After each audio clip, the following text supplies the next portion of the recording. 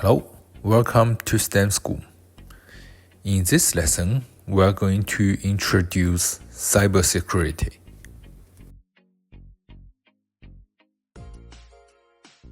Now, let's first take a look at the cybercrime here. Alright, so we got 5 listed cybercrimes: identity theft, online predators, business email compromise, ransomware, and stealing of sensitive intellectual property. Okay, and cyber criminals. It's similar as the other criminals, but specified in cyber activities. So we got state-sponsored groups targeting organizations in other countries. So that's between the countries. Hacking groups out to target companies to make them pay ransom. So it's usually the ransomware, alright? So, and kids in the rooms doing illegal hacking, that's the individual kids because they lack of knowledge of whether whether their activities on the network is legal or not. So they may perform illegal activities without their knowledge. Okay, so that's why we need to learn cybersecurity so that we should prevent the others to commit cyber crimes to us and prevent ourselves to perform illegal activities on the network. Okay, so let's take a look at the second page. So most of cyber crimes are money-making threats, all right? So first we talk about ransomware files, and systems are encrypted with attackers' keys and they demand you to pay the money to get your data back. That's about ransomware. So here basically you might visit some page or click some links, and by clicking that links there is the ransomware, which is a kind of software that encrypt your data and packaged your data. Okay, so your data is now encrypted after ransomware is ran, and they're gonna pop up a page to ask you to pay for the decryption. So in this case, you are most likely not able to get your data back. So what you need to do to prevent that, all right? Besides, you should not click the suspicious links in your email or online or visiting any suspicious websites. But just in case, if there is the risk for you to click some unknown links during your daily activities, the best thing you should do is to back up your data in a separate hard drive.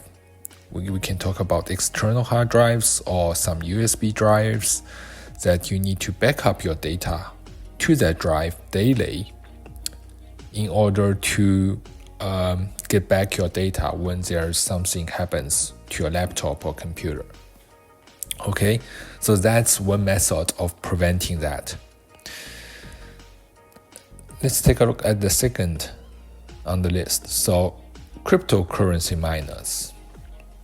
So that basically infects your computer to use your CPU, try to mine cryptocurrency for the attackers.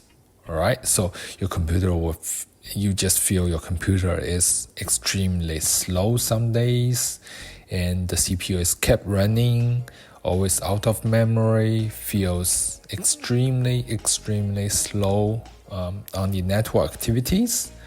Your computer could be hacked, or it could be other activities, not necessarily be hacked. Okay, so, and then next one is business email compromise. So mainly it targets the companies, okay, the companies. So for example, users get hacked through all sorts of methods and their emails are compromised. So via email, the attacker can intercept communications, for example, an invoice, and try to redirect payments to their bank accounts. So it's mainly relevant to business payment, that a company needs to pay their invoice to some third parties, and the payment is being hijacked. Okay. So to avoid that is always check the invoice from the other company by calling the third party to confirm whether this emailed invoice is actually from that company. All right, so let's take a look at the next one. Bandwidth can be used to pressure a business by targeting them with DDoS attacks. So distributed denial of service, it's not very clear on the first glance, but basically is that usually when you have a company, you have a website, and when you have a website, you have the HTTP address on your browser, right? So DDoS is basically they are attacking what we call the domain name servers, okay, where the actual website addresses are hosted on that server. So the attackers flooding the requests to that DNS, the domain name server, so that the domain name server is flooded with the requests from the attackers that beyond it's running, the server is running beyond its capability that the general people's request. For example, if you want to request for this for visiting this website, the request has been lined so behind that the DNS, the domain name server, cannot react to general request anymore.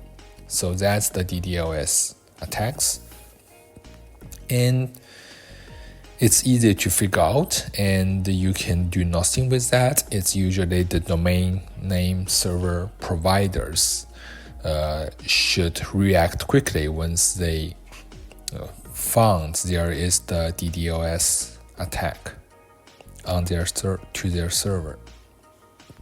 Okay, so the next one, hacked system may have sensitive information worth money, for example, business proprietary information, online game assets, sensitive photographs and pictures. So that's one of that's the targets that hackers may pick. Okay, so nothing quite special about that. Attackers can install themselves in browsers and try to hijack the online banking use. Right? So that's basically that you are clicking some suspicious link, and with that link, there is the browser, what is called the browser extensions. All right. So you probably will be unwillingly and unknowingly installed a browser extension that may just hijack your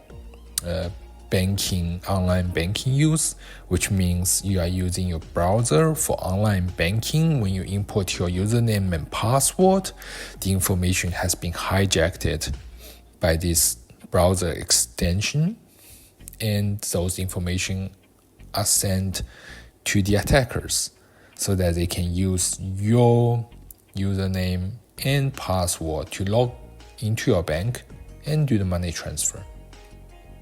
All right. In order to prevent those, one of the methods is to use multi-factor authentications. Okay, so basically while you're logging, should send you a code or a SMS to your cell phone to verify that's actually you before the online banking app or online banking address can log you in to your online banking account. Okay, so the next one is another common attack cybersecurity cyber criminals perform to make money is the act of extortion, that is holding individuals hostage based on information that they have on individuals, trying to make them pay money to be released from the extortion attempt. So for this, I think it impacts most usually the younger generations, as well as students. So in order to prevent that, you should not send your personal information or personal photographs or any personal information to somebody you do not know, or somebody you never met, or just met online, okay, or even just talked, but you don't know actually about that person. Do not send your information to that person. All right. So otherwise, they could use the information you sent and try to threaten you that they will release those information to the public or to someone you don't want to. You don't want them to have those informations unless you pay money to them. Okay, so in order to avoid this, again, as I mentioned, just keep your personal information personal. Never ever send to the others. Okay, so those are all the money-making threats that relevant to cyber crimes. And now I want to talk about the dark web. Okay, so as the final item I want to mention in this session. So the dark web, also called the darknet, is a network within the internet which is only accessible using certain softwares and protocols. All right, so there exists a software, a browser, special browser. Okay, you can install the browser on your laptop, and by using that browser, you can visit special URLs. Okay, by entering those URLs on that browser, you can visit the dark web. All right, so the dark web has many names. For example, Tor network, onion router. So by visiting those dark web, you are able to see some special websites that isn't available to the public. Okay, so those websites are usually not always illegal, but most of them could be illegal. There could exist illegal activities on those websites, and they are changing special informations, probably illegal informations with those websites. So it is important for you to just know there's something called darknet exists, and they are not being supervised by general public. So do not leak your personal informations. Okay. That's everything for the first session, and there will be further sessions about cyber security. That's everything for today's lesson. Please click like if you like this video and subscribe my channel. Thank you.